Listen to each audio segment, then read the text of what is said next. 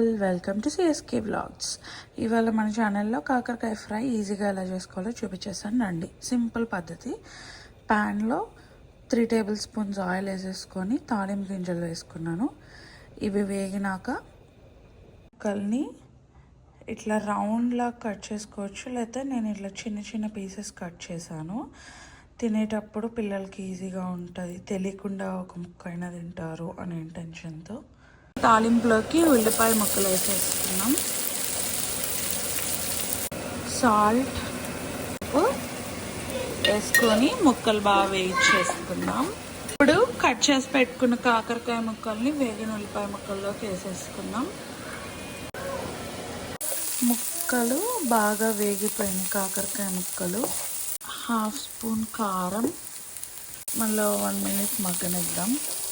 కారం మిక్స్ చేసేసుకొని పట్టేసింది. ఇప్పుడు స్టవ్ ఆపేసుకుందాం.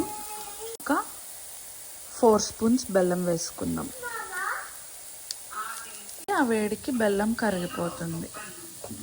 అంతే, ఇట్లా సింపుల్గా చేస్తే 10 మినిట్స్లో కర్రీ అయిపోద్ది. వీడియో నచ్చితే like, comment, share and subscribe to CSK vlogs.